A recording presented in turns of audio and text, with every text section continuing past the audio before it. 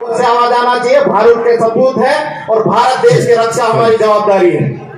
भारत देश की रक्षा कौन करेगा? हम करेंगे, हम करेंगे। भारत देश की रक्षा कौन करेगा? हम करेंगे, हम करेंगे। संविधान की रक्षा कौन करेगा? हम करेंगे, हम करेंगे। संविधान की रक्षा कौन करेगा? हम करेंगे, हम करेंगे। मध्य प्रदेश की रक्षा कौन करेगा? मध्य प्रदेश की रक्षा कौन करेगा? शुक्रिया। तो 5 साल में लोकतंत्र के पवित्र प्रक्रिया में चुनाव एक अनिवार्य अंग है और मध्य प्रदेश में विधानसभा चुनाव 2023 धीरे धीरे अपने रंग में आ रहा है और यह चुनाव सिर्फ चुनाव नहीं है मेरे भाई और बहनों। यह चुनाव हम लोगों के भविष्य का फैसला करने वाला यह चुनाव है। यह चुनाव इस देश के, इस मध्य प्रदेश के गरीबों की रक्षा करने वाला चुनाव है।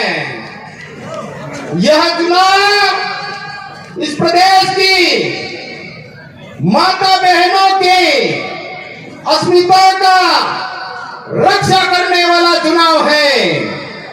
यह चुनाव इस प्रदेश के किसानों की रक्षा करने वाला चुनाव है।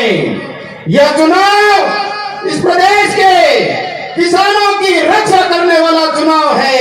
यह चुनाव इस प्रदेश के व्यापारी वर्ग की रक्षा करने वाला चुनाव है और यह चुनाव इस प्रदेश में चाहे वो किसी भी जाति का हो, चाहे वो किसी भी वर्ग का हो, चाहे किसी भी धर्म का हो, सबकी रक्षा करने का ये चुनाव है। यह चुनाव इस प्रदेश में जो बेरोजगारी छाई है, बेरोजगारों को रोजगार दिलाने वाला चुनाव है।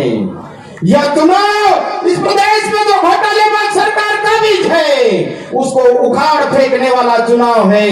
यह चुनाव इस प्रदेश में जितने भी प्रतियोगी परीक्षा देने वाले मेरे बच्चे हैं, मेरे भाई हैं, उनके भविष्य का फैसला करने वाला चुनाव है।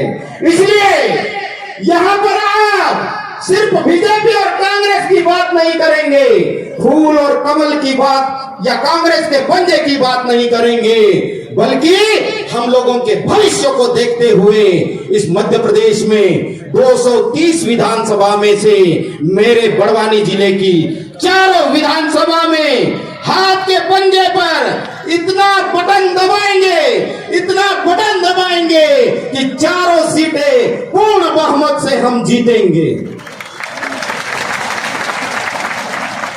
और चूंकि मुझे इस लोकसभा क्षेत्र का, खरगोन बड़वानी लोकसभा क्षेत्र का प्रचार प्रसार समन्वयक बनाया है, तो जो बाकी की 4 सीटें खरगोन जिले की, उसको भी हम पूर्ण बहुमत से जीतेंगे, क्योंकि ये दौरा हम लोगों का निरंतर चल रहा है, लगातार चल रहा है।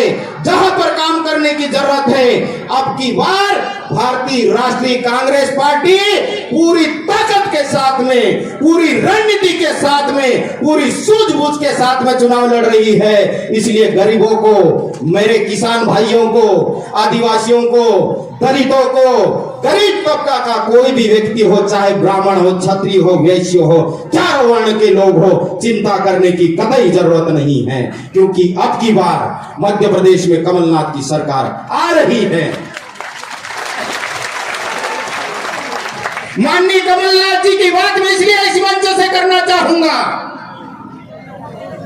कि माननीय कमलनाथ जी इस प्रदेश में जब मात्र 15 महीने के लिए मुख्यमंत्री बने थे, जनता ने तो पूर्ण मैंडेट दिया था, लेकिन इस प्रदेश के गद्दार नेताओं ने, जिनके डीएनए में गद्दारी है, वो चाहे आजादी की लड़ाई हो, अंग्रेजों से लड़ने की बात हो, उस टाइम पे भी गद्दारी की और हमारी कमलनाथ सरकार के साथ में भी गद्दारी की और ज्योतिरादित्य सिंधिया ने 22 विधायकों के साथ में बिक गए।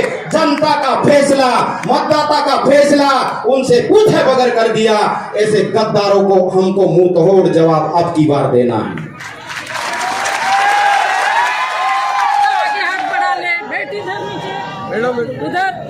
उधर मोबाइल यहाँ इस पे टेक के मत करना है ना, क्योंकि माननीय कमलनाथ जी ने उनके नेतृत्व में कांग्रेस पार्टी की टीम ने जो वचन पत्र तैयार किया है उनमें सब लोगों का ध्यान रखा गया है। फिर चाहे विद्यार्थी वर्ग की बात हो, मजदूर की बात हो, किसान की बात हो, व्यापारी की बात हो और सरकारी कर्मचारी की बात हो या मेरी माता बहनों की बात हो, सबको ध्यान में रख के वचन पत्र तैयार किया गया है। अब की बार जो मतदाता मतदान करेंगे वो वचन पत्र को ध्यान से देख के, सुन के, पढ़ के मतदान करेंगे। इसलिए हमको चिंता की कोई बात नहीं है, क्योंकि अब वो जमाना नहीं रहा। क्योंकि ये चारों की चारों सीटें आरक्षित सीट है और आदिवासी सीट है। पहले ये भाजपा के लोग हम लोगों को बेवकूफ बनाते थे और हमारी भाषा में बात करूं मैं तो भोजपुरी बनावतला अपनों का दे काई बनावतला भोजपुरी कोमड़ी बनावतला कोमड़ियों हमारे इलाके में आते थे। जब हम बचपन से देख रहे हैं, दारू बांटते थे, मुर्गे बांटते थे, बकरे बांटते थे और पैसे बांटते थे और हम लोगों को बहकावे में लेके हमारा जो करोड़ों का मत होता था वो लेके चले जाता था। लेकिन अब ये भाजपा के लोग सुन ले कान खोल के कि आप आपके दारू मुर्गे पैसे के बहकावे में आदिवासी समाज आने वाला नहीं है। मेरे समाज का नौजवान पढ़ लिख गया है, मेरे समाज का बौद्धिक वर्ग का लोग एक मूवमेंट खड़ा किया है और ये मूवमेंट पूरे समाज को समर्पित है, इलाके को समर्पित है, देश को समर्पित है। ये वैचारिक आंदोलन बदलाव चाहता है और भाजपा की सरकार को उखाड़ फेंकना चाहता है। इसलिए चिंता की कोई बात नहीं। ये जो मूवमेंट है ये भुलावे में है। हम लोगों को नाना प्रकार के संबोधन ये बीजेपी के दगेबाज और चालबाज लोग देते हैं। ये तो जातिवाद है, ये तो अलगाववाद है, ये तो राष्ट्र को तोड़ने वाले लोग हैं। लेकिन मैं उनको कह देना चाहता हूं माननीय राहुल गांधी जी के मंच से कि आदिवासी को देशभक्ति तुम क्या सिखाओगे? देश का आजादी का इतिहास यदि उठा के देखोगे तो सबसे ज्यादा कुर्बानियां इस देश के आदिवासियों ने दी है और आज भी यदि कुर्बानी मांगेगा ये देश तो सबसे पहले गोली मुझ पे चलना चाहिए। मैं आदिवासी का बेटा हूं, उसके बाद में बाकी की गोलियां चलना चाहिए। आप क्या सिखाओगे देशभक्ति हमको? आप क्या सिखाओगे देश प्रेम की भावना हमको? आप तो हमको धर्म के नाम पे लड़वाना चाहते हो, पंथ के नाम पे लड़वाना चाहते हो, पार्टी के नाम पे लड़वाना चाहते हो। लेकिन जमाना गया, अब देश का युवा जाग चुका है। अब उखाड़ फेंकेगा ऐसे लोगों को और मुंह पे तमाचा मारेगा, बोलेगा उल्टे पैर लौट जा, नहीं तो हम आदिवासी असली रूप में आ जाएंगे।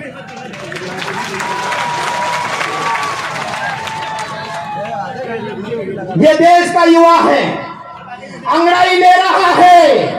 जब जब देश का युवा अंगड़ाई लेता है, बदलाव की आंधी आती है और अब की बार मध्य प्रदेश में पंजे की सरकार बनेगी और कांग्रेस की सरकार बनेगी।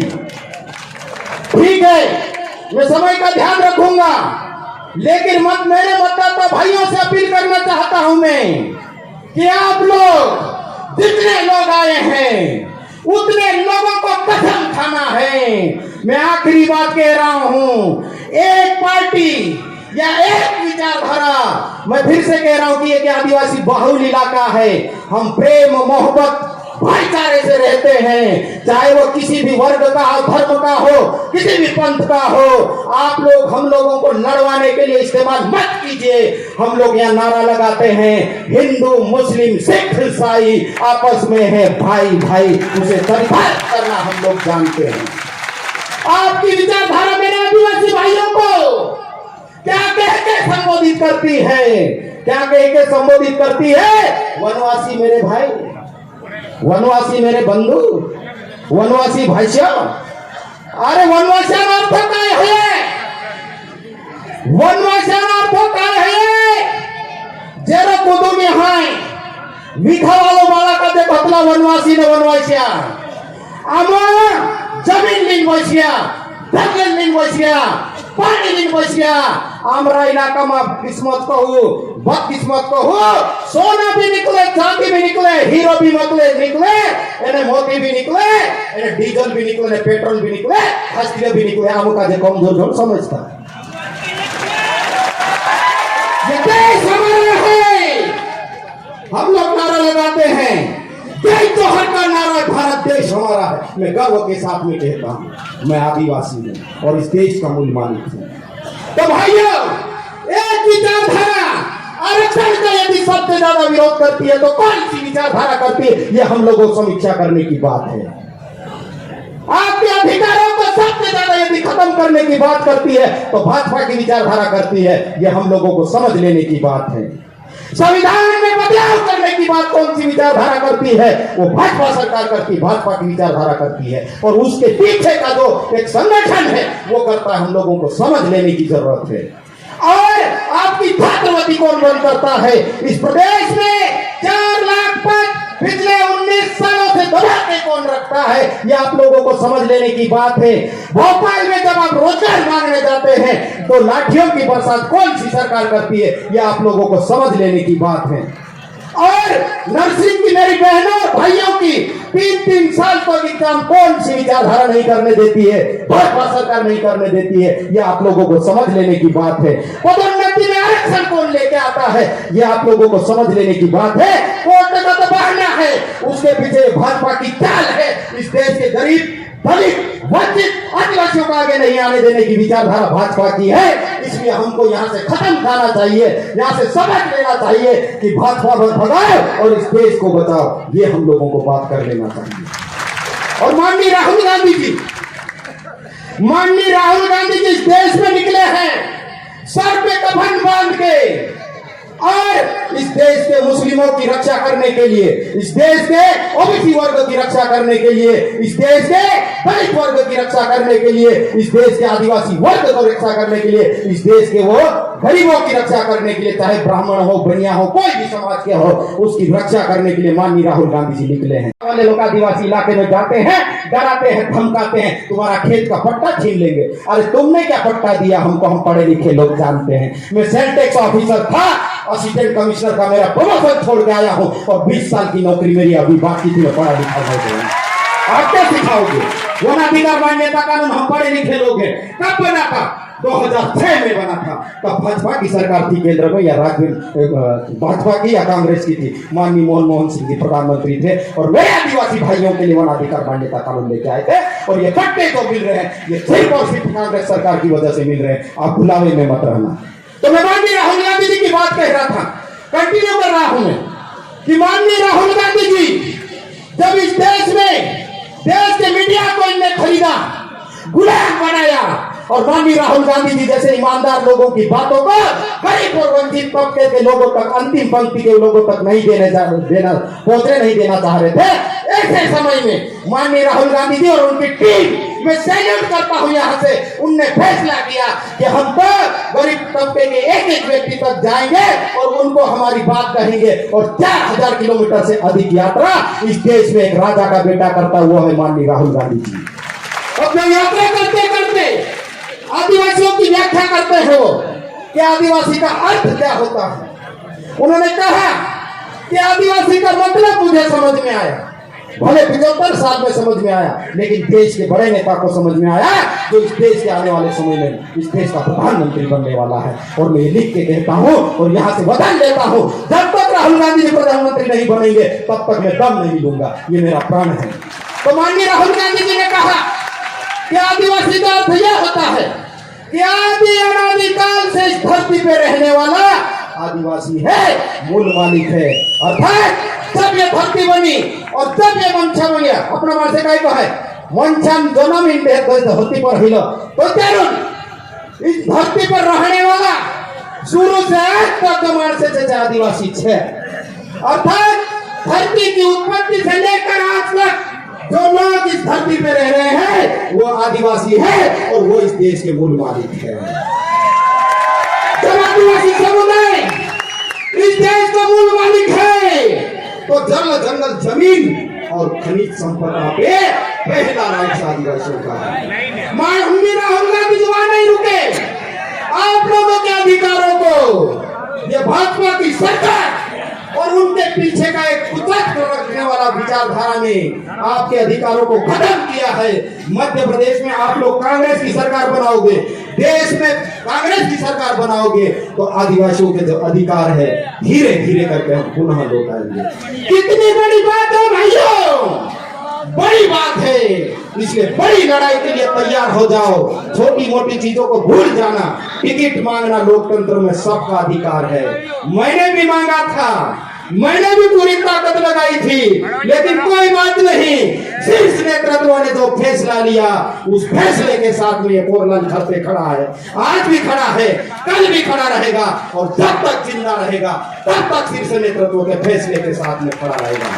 तो मैं चारों बल्कि 8 विधानसभा के लोगों से निवेदन करता हूं इस मंच के माध्यम से, क्योंकि देश का बड़ा नेता आज हमारे बीच में आ रहा है, कि साहब लोग छोड़िए छोटी मोटी बातों को और कांग्रेस पार्टी ने जो प्रत्याशी दिए हैं उनके पर्दे के मोहर पे बटन पे दबाइए 17 तारीख को बटन, और जब पेटियां खोले तब इन भाजपा वालों को लगना चाहिए कि ये क्या चमत्कार हो गया, चारों तरफ कांग्रेस और कांग्रेस के ही प्रत्याशी जीत रहे हैं। बहुत ही सारे हो गए, बोलूंगा तो दिन भर बोलते रहूंगा, लेकिन और भी लोगों को हम लोगों को सुनना है, हम लोगों को सुनना है। हम अनुशासित लोग हैं और मैं कह देना चाहता हूं मेरे इलाके के जो आदिवासी भाई बहन हैं, यदि मोरलाल करते और उनके आंदोलन से प्रेम करते हैं तो अनुशासन में रहना, हिंसा का मार्ग कभी मत अपनाना, प्रेम मोहब्बत की लड़ाई लड़ेंगे। राहुल गांधी ने नफरत छोड़ो भारत जोड़ो करके निकले हैं और प्रेम की दुकान लगाई है, उस दुकान में हम ग्राहक बनेंगे, आदिवासी होंगे। हिंसा में आदिवासी समाज न पहले विश्वास करता था, न आज विश्वास करता है, न कल विश्वास करेगा। ये तो हमको बहकावे में लाते हैं, लेकिन इनको हम उल्टे पैर लौटाएंगे हमारे क्षेत्र से। तो साथियों, नारे के साथ में अपनी बात को खत्म कर रहा हूं। यदि मेरी बात अच्छी लगी तो नारे का प्रतिशत इतना मिलना चाहिए कि भाजपा वालों के कान में रात के सोते टाइम में सपने में आना चाहिए कि ये जिंदाबाद का नारा इतना गूंज रहा था, क्या करें अब किधर जाके बात करें, हमारे लिए जगह नहीं बची। ये बात आपके नारे से आना चाहिए। कांग्रेस पार्टी